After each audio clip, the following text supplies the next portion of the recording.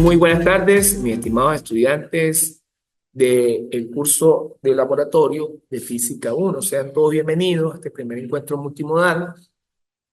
La finalidad es hacer, digamos, una retroalimentación de lo que ya presentaron, porque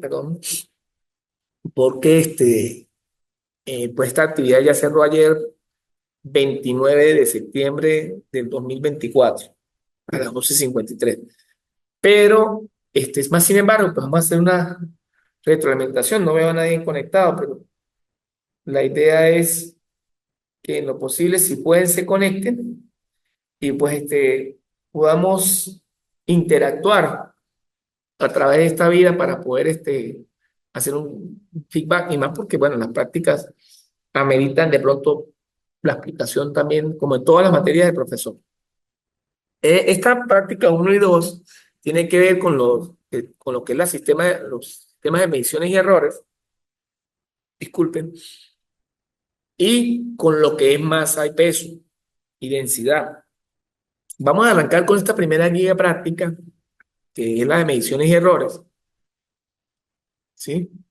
Que el objetivo es estudiar los conceptos básicos inherentes a las mediciones en laboratorio, aprender las herramientas que se manejan en los métodos estadísticos para determinar los errores en las mediciones directas y los procedimientos utilizados para determinar la propagación de los errores en las mediciones indirectas también.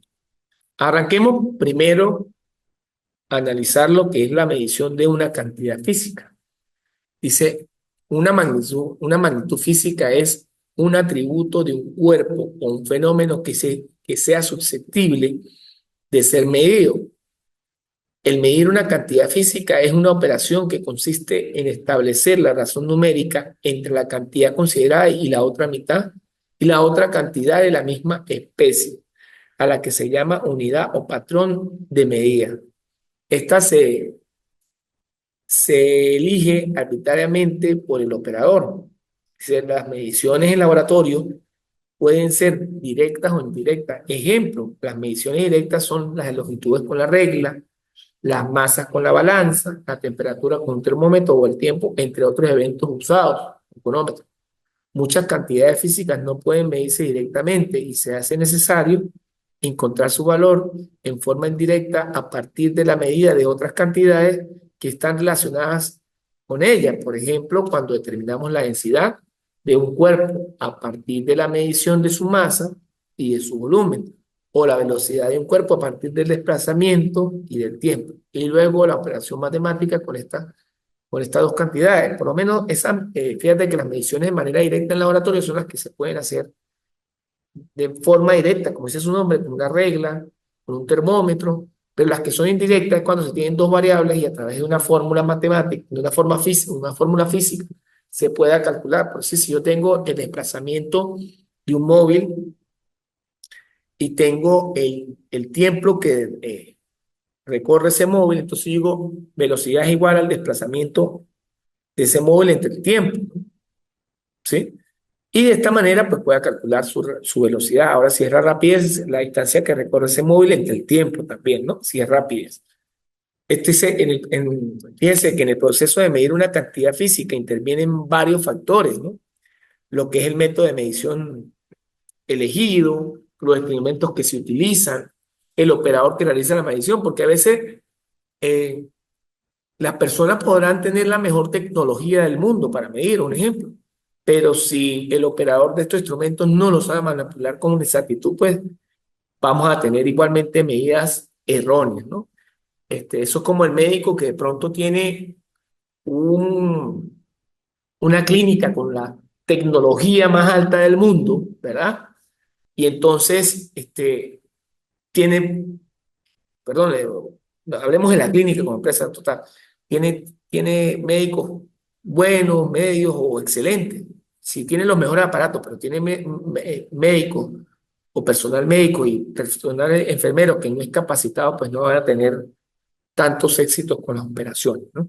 Entonces lo mismo ocurre cuando una persona va a realizar una medida, por más que tenga un instrumento supercalibrado, pero si no la sabe tomar, pues va a tener errores también. O sea que no solamente depende, digamos, del instrumento como tal, sino también del que va a medir.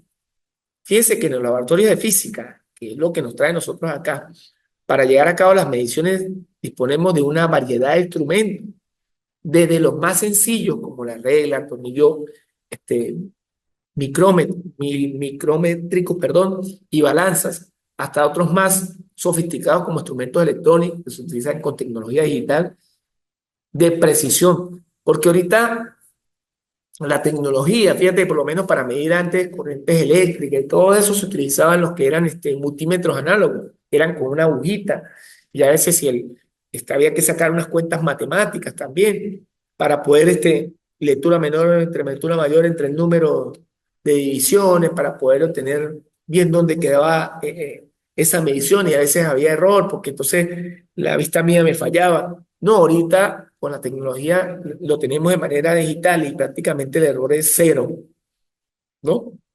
Hemos avanzado muchísimo ahí. Por ejemplo, en las prácticas de laboratorio, en los que vamos a estudiar el movimiento oscilatorio de una pesa suspendida en un resorte, un movimiento armónico simple. A tal fin, usted va a utilizar una regla y un cronómetro para hacer las mediciones de la longitud y tiempo en forma manual. El estudio también se podría llevar a cabo mediante ciertos instrumentos para la adquisición de los datos en forma automática. Estos utilizan un sensor de movimiento que se basa en la emisión y detención del pulso del ultrasonido hacia el obstáculo para detectar la posición de un objeto en un tiempo real y evitar la data directamente y enviar la data directamente a la computadora para su procesamiento y análisis. Entonces, fíjate que se puede hacer de manera manual con un cronómetro y viendo las oscilaciones, pero también tenemos instrumentos que pueden medir a través de sensores o de sensores de ultrasonido cuántas oscilaciones puede hacer un minuto y enviar esa data para posteriormente ser analizada.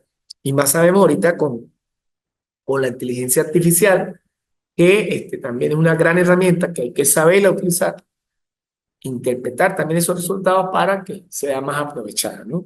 Todo es bueno, pero si tampoco se sabe utilizar, pues también es negativo. Dice, cuando queremos medir ciertas cantidades físicas, uno de los aspectos más importantes, ¿verdad?, a tener en cuenta es la elección del instrumento apropiado. El instrumento será más sensible o preciso en la medida que sea capaz de apreciar o detectar variaciones cada vez más pequeñas de cantidad medida. Será más o menos exacto si los valores que indican están en mayor o menor correspondencia con el valor verdadero según el patrón correspondiente. Un instrumento puede ser sensible o preciso y a la vez poco exacto, al no estar calibrado correctamente con las reacciones de un patrón conocido. Sí, fíjense que es muy importante este punto que voy a tocar, que es la apreciación de un instrumento y estimación de lectura. La apreciación de un instrumento es la menor medida que el operador puede hacer con el mismo, es decir, el mínimo valor de una división de la escala. Así, una regla graduada, cuya menor división es 1 milímetro, tiene una apreciación de 1 milímetro. Sin embargo, al hacer uso de esta regla, el operador podría medir y reportar una longitud dando el resultado no en milímetros, sino en alguna décima de milímetro. Fíjense, óiganlo bien, esto nos lleva a definir la estimación de una lectura con el menor intervalo que el operador debe reportar con la escala del instrumento que dispone. La estimación es menor que la apreciación del instrumento y depende de la habilidad del operador. Se traduce en añadir una cifra decimal a la lectura. Vamos a ver este pequeño ejemplo para que vean cómo lo que es la apreciación y estimación de la lectura pudiese ocasionar un error. Para medir la longitud de un tornillo, ¿verdad?, dos operadores distintos utilizan el mismo instrumento. En este caso, una regla graduada cuya apreciación es de 1 milímetro. Y aplican el mismo procedimiento. Hacen coincidir el cero de la escala de la regla con la cara inferior de la cabeza del tornillo para ver dónde cae el otro extremo del tornillo sobre la escala, que está en la figura 2. Fíjense, el observador pesimista, ¿sí?, encuentra que el extremo del tornillo queda ubicado muy cercano a la marca de 29 milímetros y reporta que la longitud del tornillo es 29 milímetros con una incertidumbre de 0,5 milímetros. El observador optimista es más meticuloso, como más detallista, y se da cuenta que el extremo del tornillo queda entre dos divisiones, del 29 y el 30. Él trata de expresar esta situación escogiendo una cifra adicional que no es leída, sino más bien estimada. Y como él considera que tiene un muy buen ojo, estima una mejor lectura y dice que está a 29,3 milímetros con una incertidumbre de 0,3 milímetros.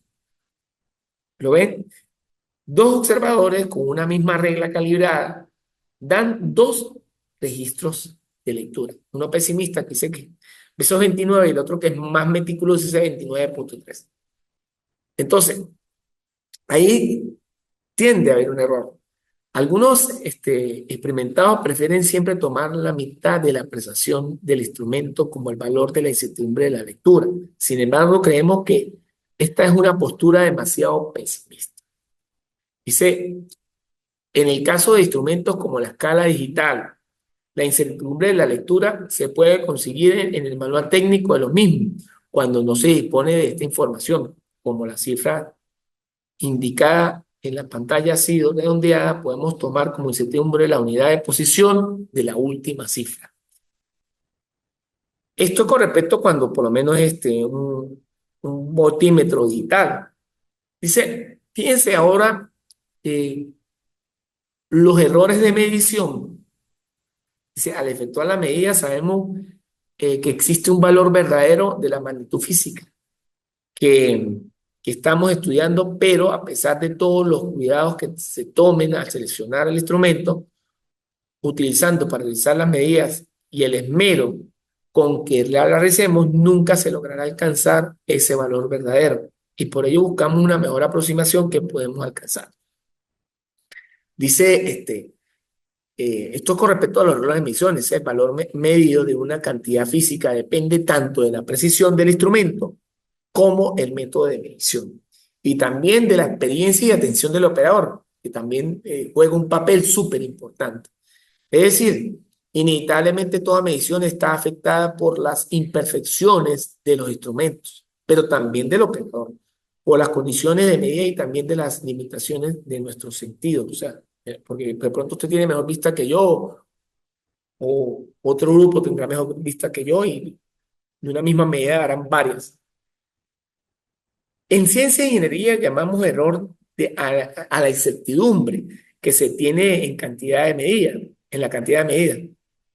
Es un indicador del grado de credibilidad del resultado de una medición.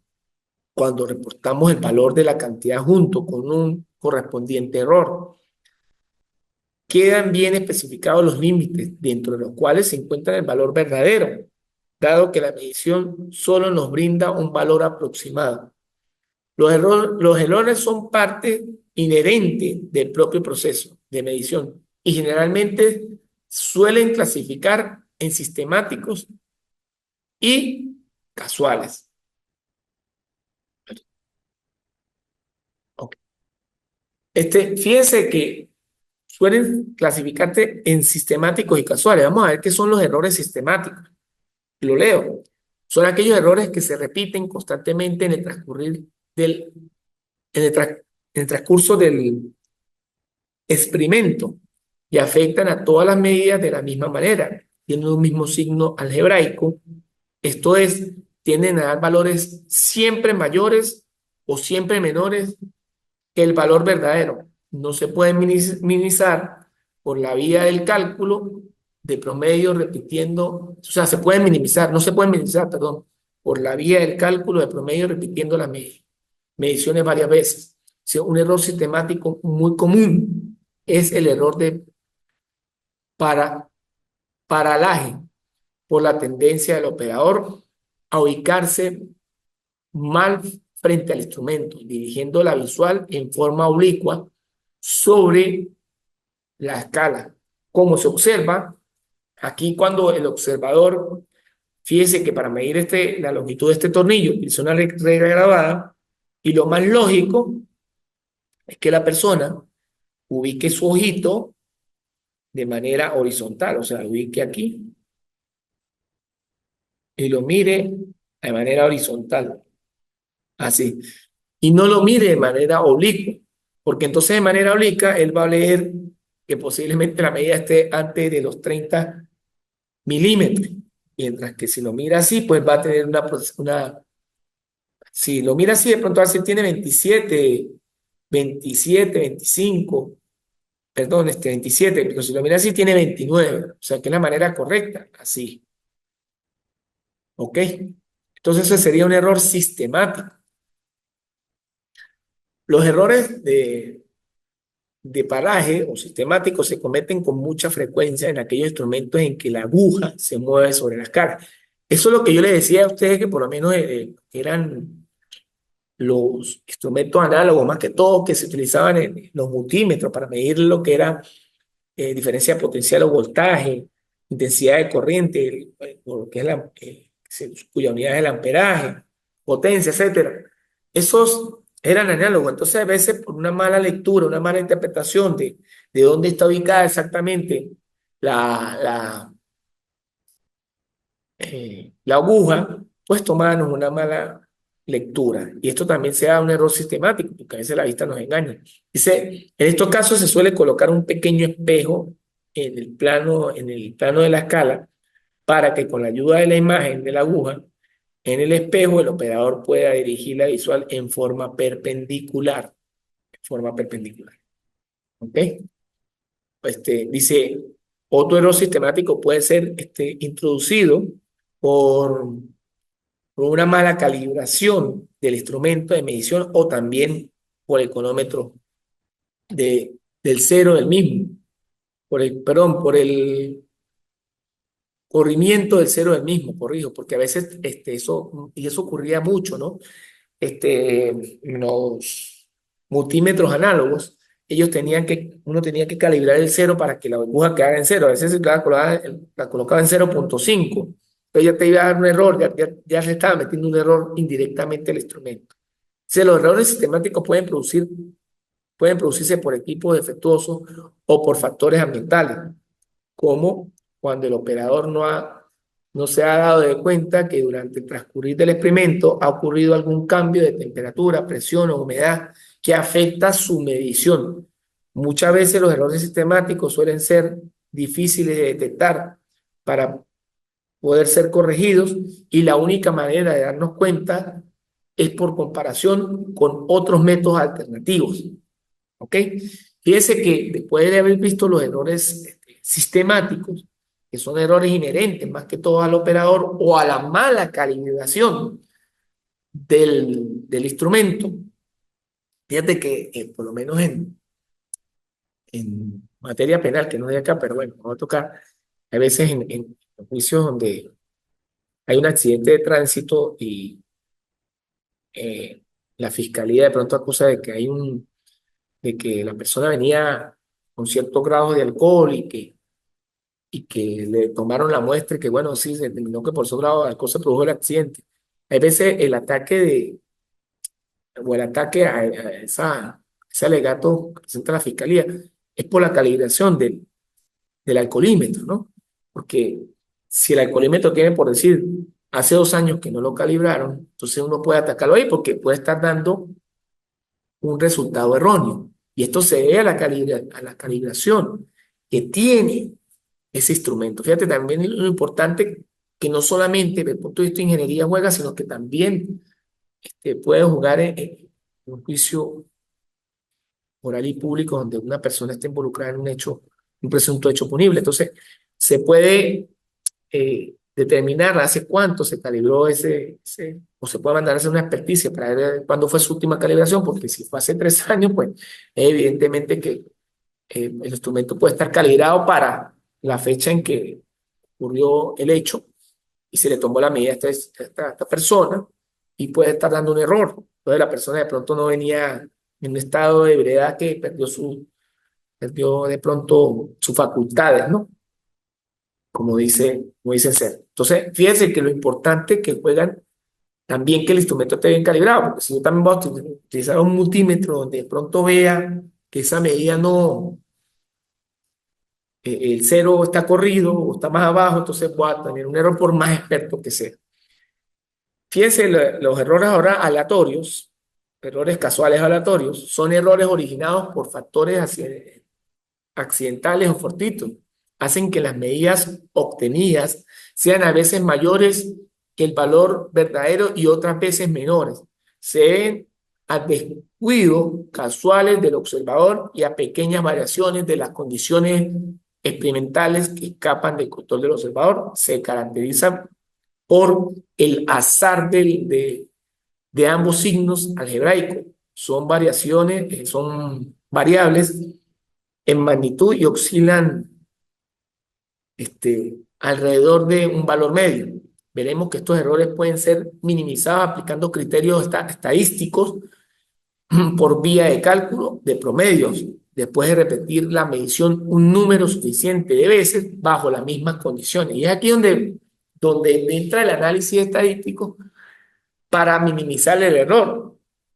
Un ejemplo de esto, cuando nosotros podemos hacer digamos, vamos a determinar el caudal de un chorro de agua y cómo lo podemos determinar. Incluso este experimento lo podemos hacer en casa, y lo podemos hacer a través de un análisis estadístico. Un ejemplo, nosotros abrimos el chorro del- de la llave, ¿sí? Un ejemplo, abrimos el chorro de la llave, buscamos un litro, un recipiente que contenga un litro, buscamos un conómetro, ¿verdad? Un conómetro, abrimos la llave, comenzamos a llenar el recipiente que tiene un litro admite un litro de agua, y desde que se comienza a llenar, accionamos el cronómetro. Supongamos que se llenó a los 30 segundos. Entonces, mi caudal es volumen entre tiempo. Entonces, un litro entre 30. Quiere decir que es 0,033 litros por segundo. Perdón, un litro, sí, supongamos que se llenó entre 30 segundos. Entonces, un litro entre 30. Entonces, 0. Él tardó en llenar un volumen de un litro en 30 segundos. Entonces, la relación de caudal sería 0,033 litros por segundo. Ajá, pero resulta ser que cuando yo tomé la segunda lectura, yo capté que se llenó en 35 segundos. Entonces, esa me da 0,028. Le damos una de 0,033, 0,028, y supongamos que la otra sea en 37 segundos, 0,027. Entonces yo gano 0,033 más 0,028 más 0,027. Lo divido entre las tres lecturas y voy a tener que, o sea, haciéndolo con tres medidas, ese caudal de esa llave, de ese chorro, va a ser 0,029 litros por segundo. Y entre más medidas realice y aplique más promedios, voy a tener una mejor exactitud. ¿Ok? Vamos a ver entonces, visto más o menos un ejemplo, cómo es el análisis estadístico de un conjunto de mediciones, ¿no? Entonces, cuando se mide una cantidad y se repiten las operaciones varias veces, como venía diciendo ahorita, de la misma manera el resultado podría parecer desconcertante. Por lo más probable es que ajá, el resultado podría ser desconcertante, porque lo más probable es que las lecturas sean todas diferentes, aunque pudiese haber valores repetidos. Esta diversidad de lecturas son intrínsecas a la naturaleza estadística de la operación de medir, por la influencia que tienen los diversos factores aleatorios que son incontrolables. Entonces surge la pregunta: ¿cuál es el valor que se debe asignar a la cantidad de medidas? ¿Cuál sería la certeza, el pronóstico del tratamiento estadístico y los datos experimentales? Es justamente determinar los valores más probables de una cantidad medida y estimar su confiabilidad. ¿Sí? Entonces, por eso es que, por lo menos en el ejemplo que yo les coloqué el caudal, entre más promedios, entre más promedios yo tome, entonces voy a tener una mayor certeza. ¿no? No recuerdo ahorita con exactitud, creo que no recuerdo en qué país tampoco, pero sí sé que existe el experimento de colocaron una vaca en un escenario y habían creo que 500 personas, la vaca no se había pesado y le dijeron a las personas, a cada uno le preguntaron que diera un estimado de cuánto pesaba la vaca. Entonces, algunos 500 kilogramos, otros 450, otros 430. Lo justo es que cuando tuvieron acerca de las 500 opiniones diferentes de cada persona y sumaron todas esas 500 opiniones y le dieron entre el número de personas, y cuando pesaron la vaca, el error era tan pequeño que creo que no superaba el 1%. Entonces se demostró que esta herramienta estadística es muy poderosa, ¿ok? Muy poderosa para predecir este, en este caso una medida, ¿no? El valor medio, vamos a hablar entonces qué es el valor medio dentro de la estadística, con el mejor valor de una cantidad medida. Supongamos que una cantidad cuyo valor verdadero es XB en una medida de n veces, utilizando el mismo instrumento y el mismo procedimiento, y entonces n es el resultado de x1, x2 hasta xn, es posible demostrar y ver en la referencia 2 que el límite tiende al infinito y el valor que es más cercano es el valor x verdadero. Viene dado por el promedio aritmético. Básicamente, esta fórmula se traduce que lo que es el valor medio, que se denota con estos simbolitos que son como un menor que y un mayor que, pero en la X, es número de medidas, 1 entre n, que es el número de mediciones desde 1 hasta n por la sumatoria de todas esas medidas. Es básicamente, ejemplo de la vaca, colocaron una vaca en el escenario, habían 500 personas, todas opinaron respecto al peso, luego sumaron todas esas medidas y lo dieron entre números de personas. Y fíjate que el resultado fue asombroso, y este experimento no ha fallado. Entonces, aquí tiene que ver lo que es la herramienta estadística y lo que es el valor medio. ¿Ok? Entonces dice, el valor medio puede, por lo tanto, ser considerado como un mejor valor asequible de la cantidad medida y es el que reportamos con el valor observado. Veamos ahora cómo podemos determinar cuál es el valor confiable.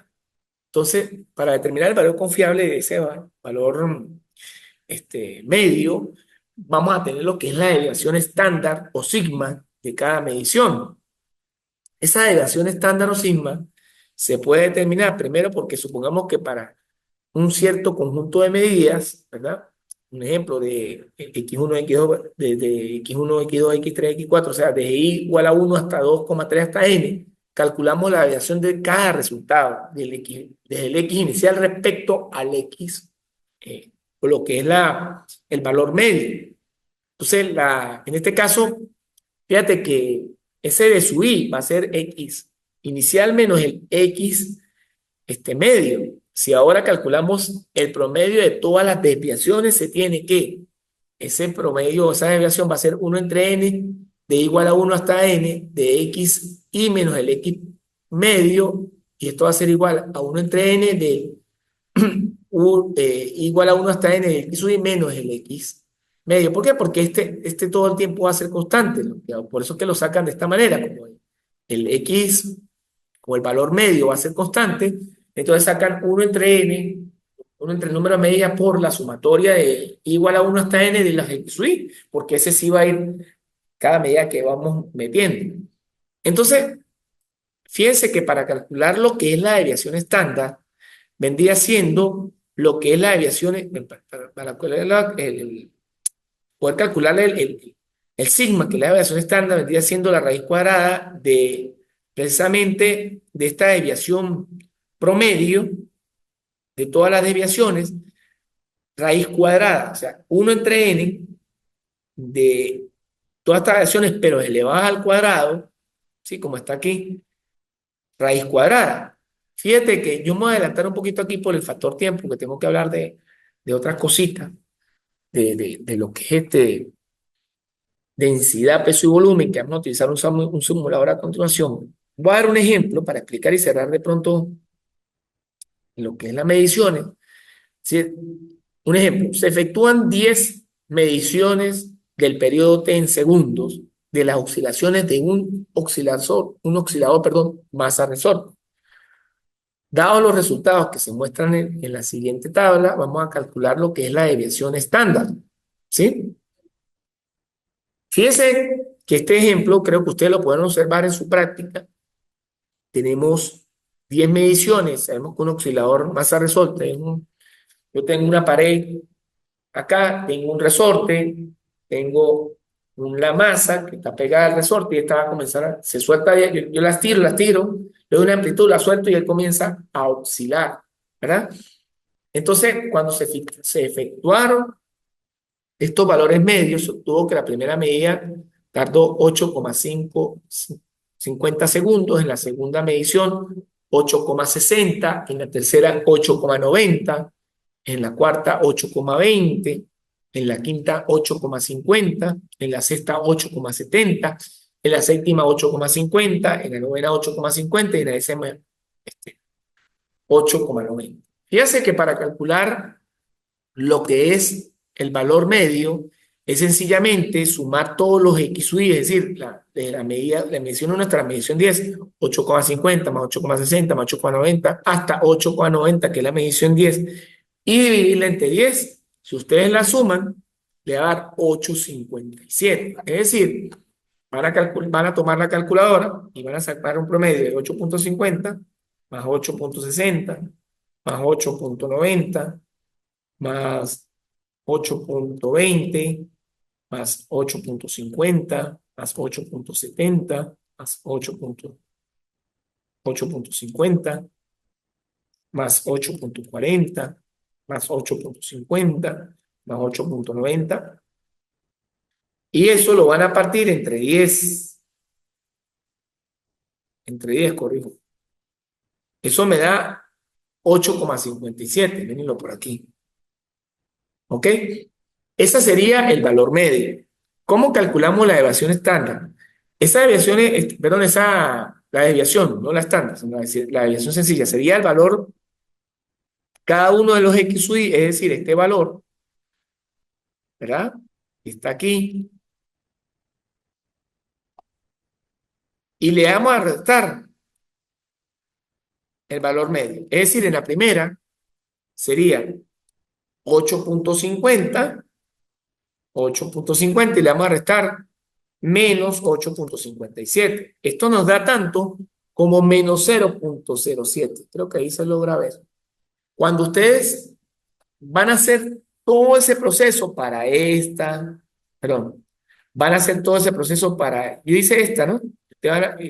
Lo mismo, por el factor tiempo no lo voy a repetir, van a hacer para todas. La primera medio negativo, esta medio positivo, todas las van a hacer de ahí para abajo, con la misma fórmula. Todas, todas, todas, todas, todas, todas. Luego, ¿qué van a hacer para obtener lo que es la desviación? Van a sumar todos estos valores.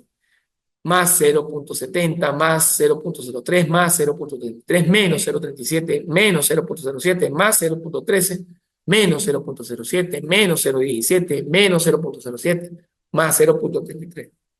¿No? Si eso está bien, debería darles aproximadamente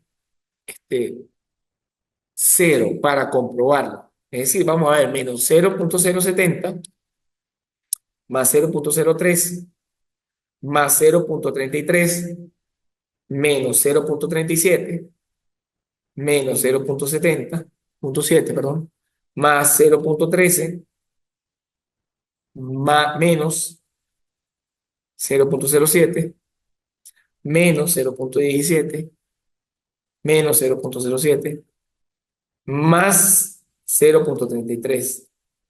Eso nos da un valor de 0. Es decir, si esa desviación está bien, tiene que dar 0. ¿Por qué la tienen que probar? Porque si esto me da diferente de 0, ojo, si eso me da diferente de 0, toda esta desviación, entonces es que yo hice una resta mal acá. ¿Por qué? Porque luego que tengan ese valor, ustedes lo pueden usar en su práctica, van a tener que hacer la desviación cuadrática primero. Entonces, esa desviación cuadrática es tomar este valor y elevarlo sencillamente ¿qué? Al cuadrado. Este valor y elevarlo al cuadrado, por lo menos en la primera, que nos dio la desviación menos 0,070 y lo vamos a elevar al cuadrado. Eso nos da 4.49 por 10 a la menos 3, y si lo convertimos en número decimal sería 0.0049. De la misma manera vamos a hacer con todos, por lo menos el segundo, que es 0.003 elevado al cuadrado, y esto nos da 9 por 10 a la menos 4, si lo metemos en notación científica, lo llamamos a decimal, daría 0.009. De la misma manera vamos a hacer este, vamos a hacer este, vamos a hacer este, vamos a hacer este también, este también. Y al final vamos a sumar todos estos valores. Todos estos valores los vamos a sumar. Todos, todos, todos. Porque aquí dice que es la sumatoria de todos, de cada uno de estos, ¿qué? Al cuadrado. Cuando lo sume me da 0,421 segundos cuadrados. Una vez que ustedes obtengan ese valor, ¿verdad? Van a aplicar así la fórmula sigma de deviación estándar, que es la raíz cuadrada de 1 entre el número de mediciones por la desviación cuadrática, y todo eso le saca la raíz. En pocas palabras, va a ser la raíz cuadrada. ¿Cuánto nos dio la desviación cuadrática? 0.421, o sea, 0,421, y lo vamos a partir entre 10. Esto nos va a dar tanto como, nos va a dar 0,21 segundos. Bueno, mis estimados estudiantes, esta práctica de mediciones, que es la 1, ya ustedes la presentaron porque ya había plazo, yo le había dejado previo a esta clase también explicada. Esto fue un reforce para que los que no nos podemos conectar la semana pasada, nos conectamos hoy y reforzamos y retroalimentamos ese objetivo. La idea de esto es que cuando puedan, porque sé que tienen alguna dificultad, se puedan conectar para poder discutir de pronto las prácticas que son bonitas. Pues sí. Voy a hacer un stop y voy a compartir ahora el simulador. Ahí se está compartiendo. Fíjate que allí les aparece o les apareció para hacer esta práctica semana pasada, porque ayer 29 de septiembre del 2024 a las 23:59 cerró esta práctica, les apareció este simulador, que es para hacer de manera práctica lo que es la práctica de densidad-masa. ¿Ok? Voy a abrir aquí el simulador. Ah, es aquí, perdón. Corrijo, ya. Me asusté. Pensé que no había buscado la dirección que era.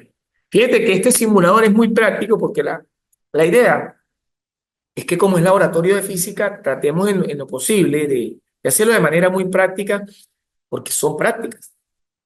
En la introducción vamos a ver que en este display nos muestra un bloque que tiene una masa de 2,5 kilogramos.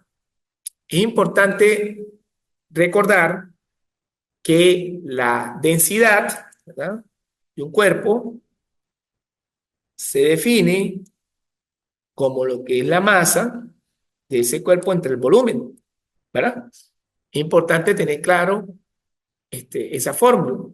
Y que nosotros también sabemos que generalmente esta densidad se maneja en kilogramos sobre litros, dependiendo de para qué la utilicemos.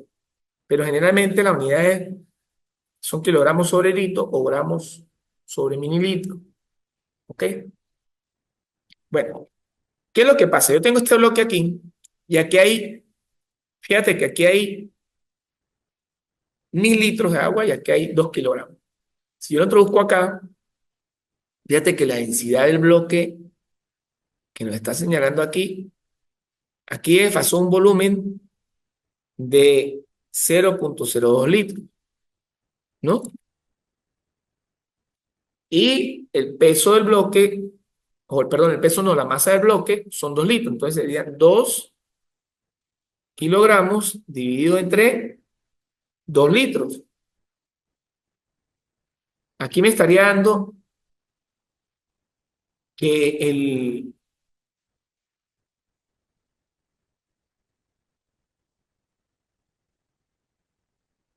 la densidad sería 1 kilogramo por litro, ¿ok?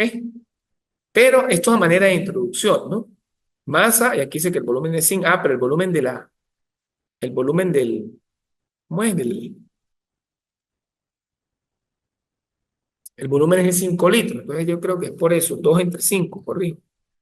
Me da 0,4, que es la que está aquí, porque aquí nos están diciendo que la masa es 2 kilogramos y que el volumen es este, de 5 litros. Ok, si esto es agua y la densidad me está dando 0,40 kilogramos por litro, entonces quiere decir que va a flotar, porque nos está dando más pequeña que la densidad del agua.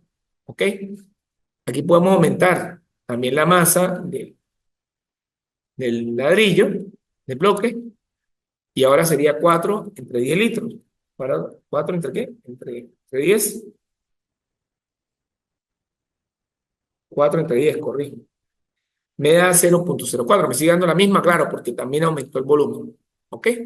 Bueno, eso a manera de introducción. Vamos a retroceder acá para revisar. Está volviendo a cargar. Y nos vamos a ir ahora a comparar.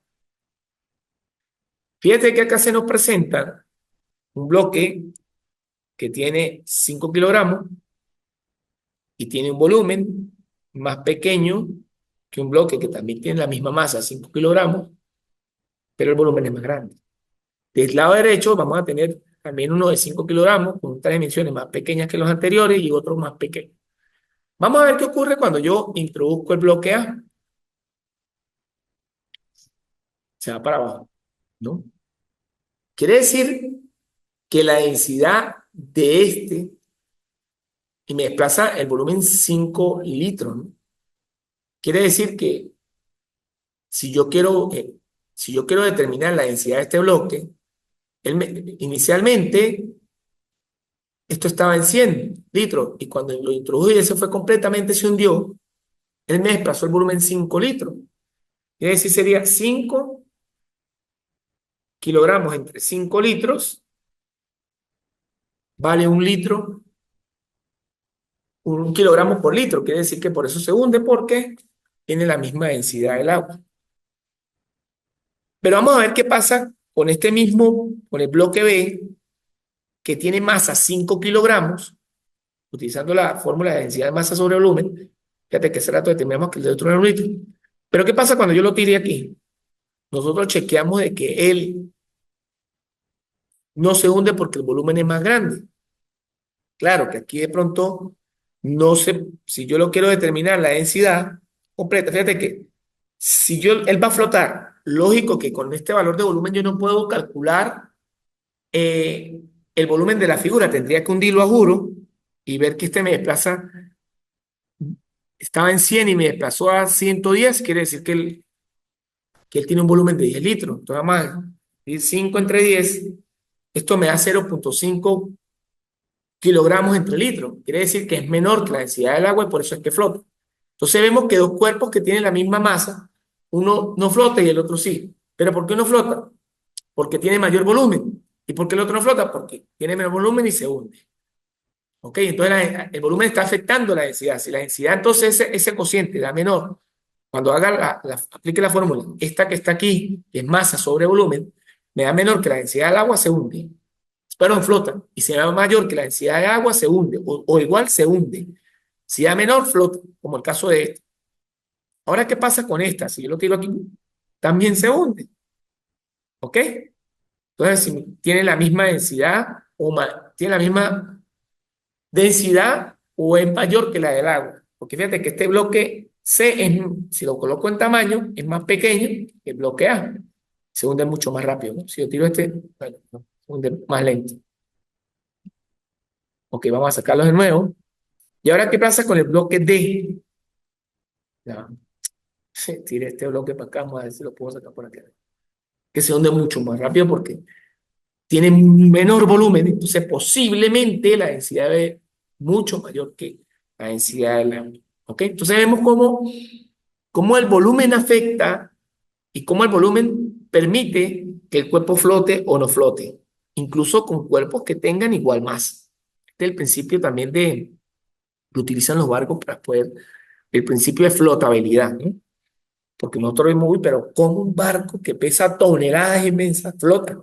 Bueno, por eso mismo, porque puede pesar toneladas inmensas, por eso que vemos que las dimensiones de un barco son extremadamente grandes para que tenga mayor flotabilidad y soporte, no solamente el peso que de por sí ya tiene el barco, sino la carga que va a transportar.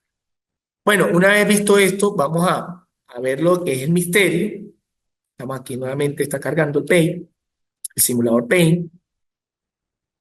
Vamos a dar aquí misterio y vamos a tener, fíjate que aquí tenemos un bloque 1A, un bloque 1B, un bloque 1C, un bloque 1D, un bloque 1E. Vamos a empezar aquí. Vamos a empezar primero. Aquí tengo la formulita copiada, masa sobre volumen.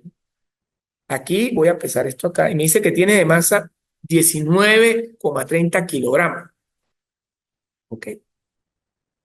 Y vamos a determinar el volumen. O sea, tomamos este dato, voy a copiarlo aquí en la calculadora. La masa es 19,30. Vamos a ver ahora este bloque, ¿cuánto volumen desplaza? Desplaza, fíjate que estaba en 100 y cuando yo lo introduzco desplaza a 5,50. Quiere decir que el volumen que desplaza es 5,5 litros. Y esto me da 3,59, o sea, 3,6. La densidad de este 1A, la vamos a ir copiando por aquí. Lo pone un poquito lento. No, aquí ya. La del 1A, su densidad es 3,50.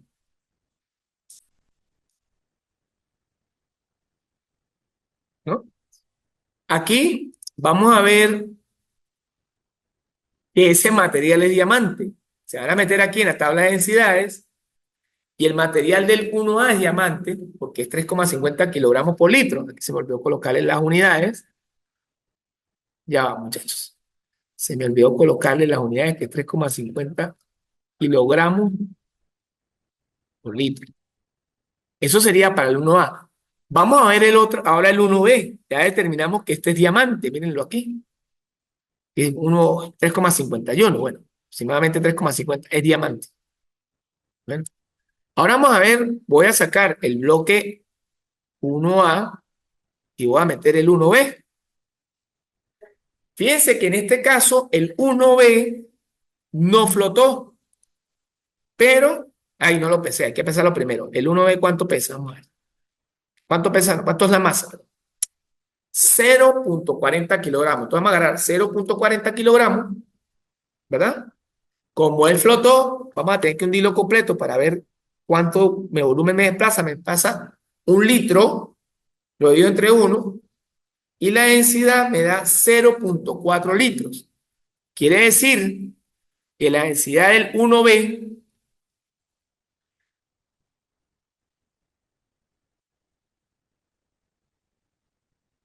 es 0,4 kilogramos sobre litro. Y nosotros vamos a determinar de que este material, vamos a ubicar dónde está, es madera. Entonces el 1B es madera. ¿Ok? Vamos a hacerlo ahora con el 1C. Voy a sacar el bloque 1B, voy a pesar el 1C. Fíjate que el 1C vale 19,32 el 1C, ¿verdad?